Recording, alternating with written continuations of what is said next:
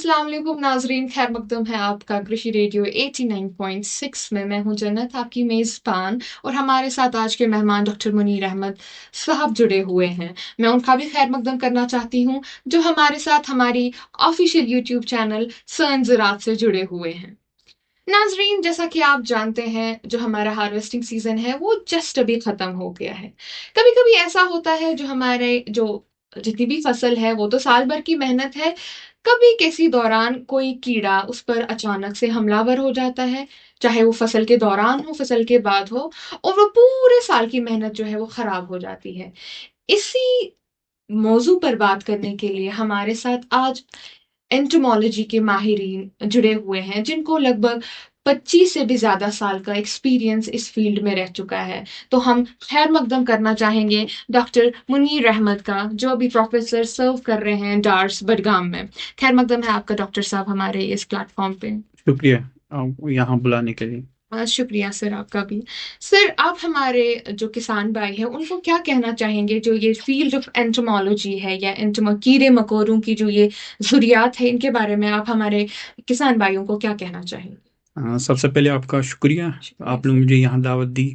तो ये एक वसी मौजू है। हम अगर एंटेमोलॉजी की बात करते हैं, जैसे हम क्रॉप ग्रो करते हैं, उसमें बहुत सारी प्रॉब्लम्स होती हैं। इसमें एक प्रॉब्लम ये भी है जिसको हम कीड़ों की प्रॉब्लम बोलते हैं।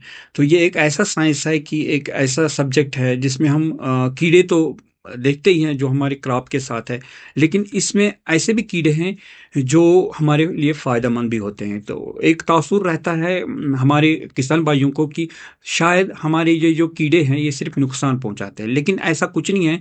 इसमें अल्लाह ने बहुत सारे ऐसे कीड़े भी बनाए हैं जो हमारे लिए फ़ायदेमंद होती है। जो जैसे हम बात करेंगे, एक मधुमक्खी है जिससे हमारा एक तो हानि बनता है, दूसरा वो पॉलिनेशन में एक बहुत ज़्यादा मदद करती है। हम बात करेंगे जैसे सेरीकल्चर की बात करेंगे, रेशम की, वो भी एक कीड़ा ही है।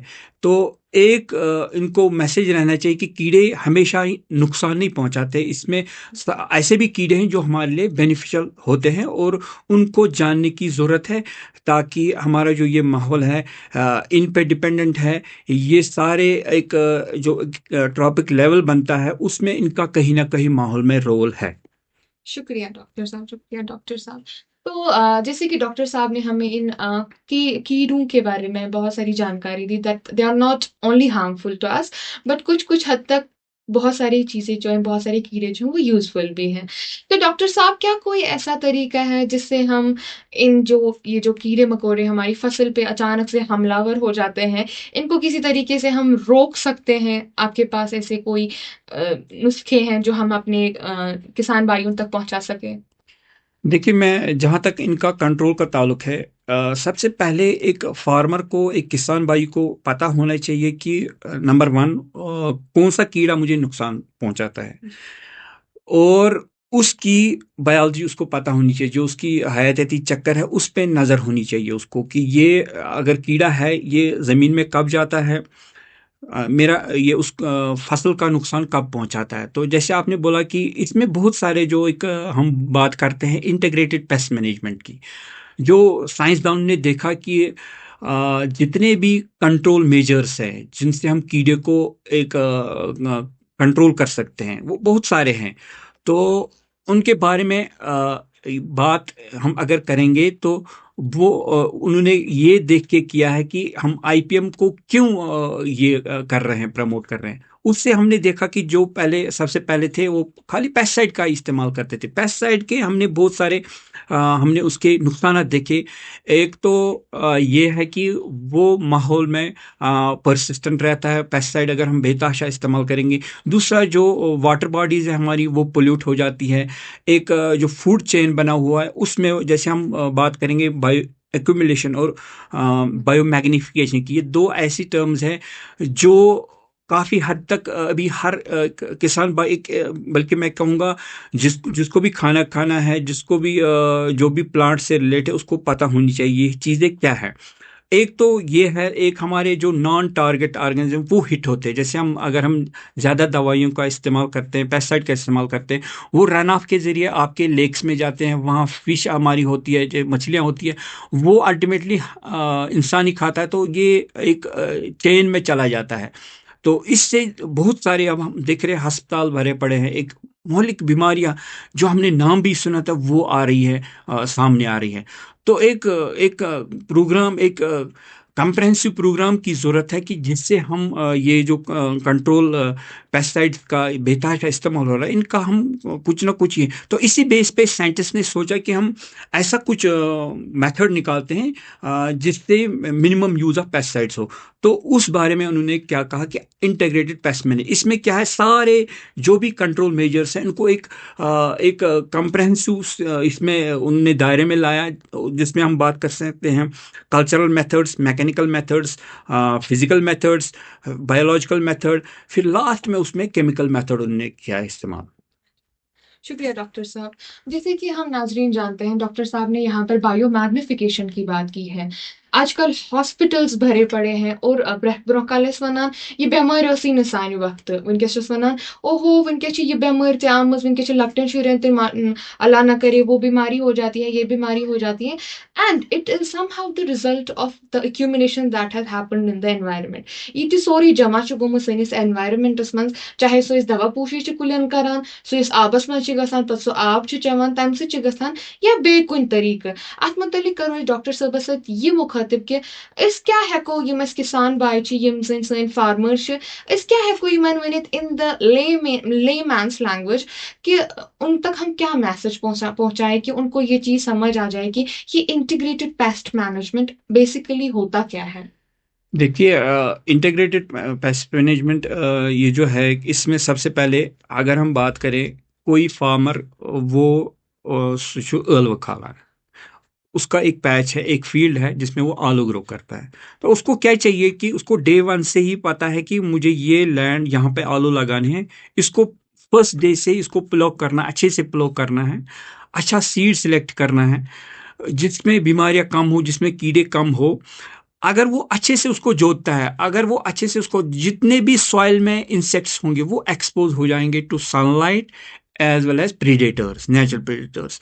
अगर हम इस चीज़ पे, ये एक छोटी सी टेक्निक है, अगर इस चीज़ को हम 2-3 बार अगर ये इस लैंड को खोदता है, तो मुझे लगता है 80% इंसेक्ट प्रॉब्लम या बीमारी की जो तुखम है वो सारा वहीं पे कंट्रोल होगा। तो अगर उसको इसके बाद भी रहता है, इंसेक्ट का ये एहतमाल रहता है, तो उसके बाद हम बोलते हैं मैकेनिकल मेथड। मैकेनिकल मेथड जो इसमें सेकंड स्टेप है, उसमें वो क्या करेगा, जिस जिस प्लांट पे, जिस जिस पौधे पे कीड़ा लगा है, वो उस प्लग कर सकता है, वो उठा सकता है, वो फील्ड के बाहर ले जा सकता है। ठीक है।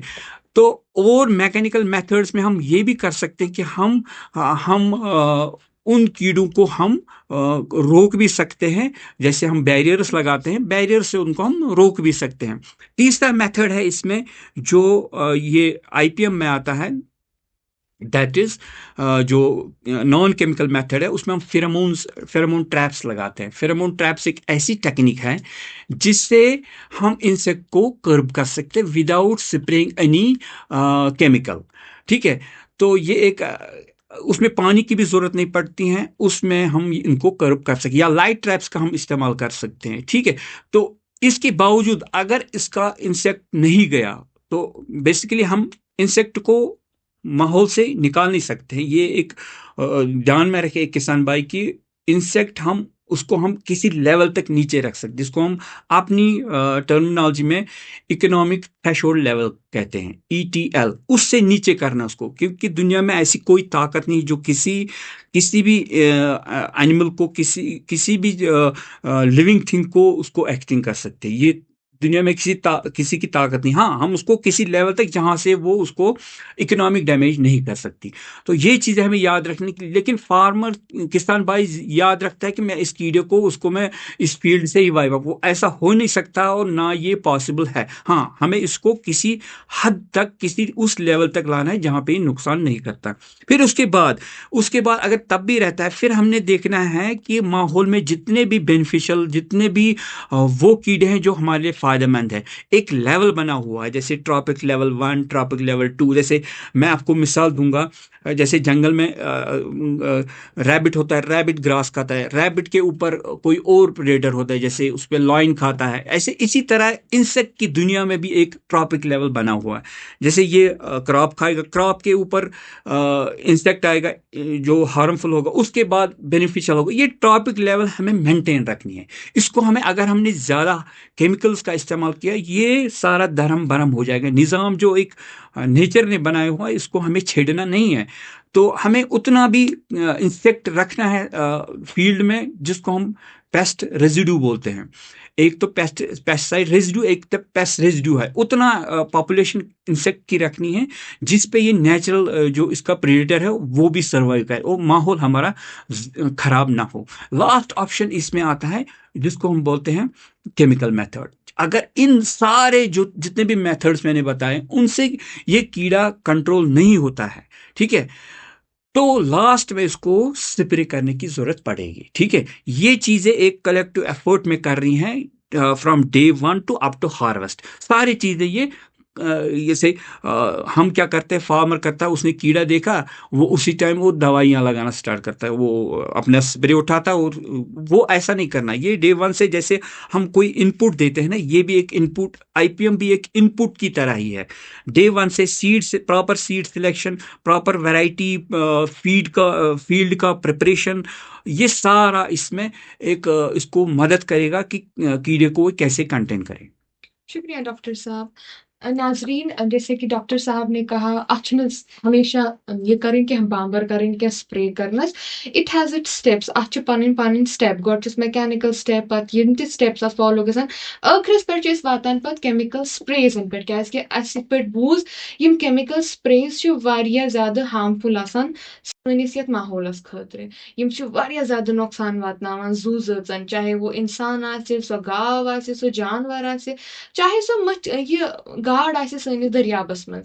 तो बस अत मुतलिक यसान डॉक्टर साहबस ये पृछुन कि आखिरकार जो है आप हमारे जो किसान भाई हैं उन तक आप कौन सी मैसेज ऐसा पहुंचाना चाहोगे कि वो उनके साथ हमेशा के लिए रहे, ये केमिकल स्प्रेज छिड़कने से पहले वो 2 बार सोचे कि क्या ये जरूरी है या नहीं जरूरी है ऐसा। देखिए, 2 चीज़ मैं इसमें बताऊँगा। नंबर 1, एक तो किसान को एक जैसे उसको हर चीज़ में अपनी महारत होती है, उसको कीड़े पे भी महारत हासिल करनी है कि ये इसका साइकिल कैसे चलता है। जैसे एग, फिर लार्वा, फिर प्यूपा, फिर एडल्ट, ये एक साइकिल है। इसको देखना है कि इसका वल्नरेबल स्टेज कौन-सा है, जहाँ पे ये हिट होगा। अगर प्यूपल स्टेज में वो सॉइल में है तो ये दवाई छिड़के, वो दवाई सारी ज़ाया हो जाएगी। क्योंकि रिसर्च से पता चला है कि 99% गोज टू द एनवायरनमेंट और 1% गोज टू द टारगेट। तो एक चीज़ इसकी हयाती चक्कर पे इसको एक नॉलेज होनी चाहिए कि कीड़ा कहाँ पे हिट होगा, अगर उसको ज़रूरत भी पड़ी दवाइयाँ छिड़कने की। नंबर 2, हम इंसेक्ट को बोलते हैं कि ये कोल्ड ब्लडेड है। कोल्ड ब्लडेड ये एक्सोथर्मिक यानी कि हीट एनवायरनमेंट से लेता है, फिर इसकी डेवलपमेंट होती है, तब ये दूसरे स्टेज में जाएगा। अगर क्लाइमेट थोड़ा बहुत टेम्परेचर बढ़ जाता है तो इसका जो लाइफ साइकिल है वो शॉर्ट इसमें हो जाएगा। जनरेशन्स तो बढ़ जाएंगी लेकिन इसका जो साइकिल है वो शॉर्ट हो जाएगा, क्योंकि इसको उतनी डिग्री डेज चाहिए। सपोज इसको 100 डिग्री डे चाहिए, वो उसको अगर टेम्परेचर बढ़ गया तो उसको जल्दी मिल जाएंगे, तो ये नेक्स्ट स्टेज में जल्दी चला जाएगा। तो ये 2 चीज़ें हैं, इन पे इसको ध्यान रखने की ज़रूरत है। इसको भी थोड़ा सा साइंस जानने की ज़रूरत है। एक किसान भाई को ये नहीं कि ये जाएगा मार्केट में, वहाँ से पेस्टिसाइड डीलर से दवाई लाएगा और दवाई फेंकेगा। तो बेटर है कि इंसेक्ट की नॉलेज हो, कहाँ है, ज़मीन में है, क्रॉप पे है, लीफ पे है, तो पहले देखना है कि कहाँ हिट करना है। अगर सॉइल में है तो सॉइल इंसेक्टिसाइड लगेगा, अगर लीफ पे है तो वो इंसेक्टिसाइड लगेगा। तो और उसको एक चीज रखने की ज्यादा, ईटीएल जो मैंने बात की, इकोनॉमिक थ्रेशोल्ड लेवल, कहीं कीड़ा उस लेवल से तो नीचे हम कह रहे हैं जैसे माइट 5 है एक लीफ पे, तब छिड़कनी है। अगर 2 ही है तो क्यों दवाई छिड़कनी है। माहौल को साफ रखना है, अपने आप को बचाना है, जो भी हम ग़िज़ा खा रहे हैं वो तो हमें यहीं से आया, कहीं और मरकरी से तो नहीं आएगा ना, तो हम यही ग़िज़ा खा रहे हैं जो हम उगा रहे हैं। तो अपने सेहत का, अपने माहौल का ख़्याल रखना वो हम सबका अवलिन फ़र्ज़ है। शुक्रिया डॉक्टर साहब, बहुत अच्छा लगा आपसे बात करके। तो नाज़रीन, जैसा कि डॉक्टर साहब ने कहा, युस यह किसान छु आसान, यह छु पानस मंज़ी अख माहिर आसान।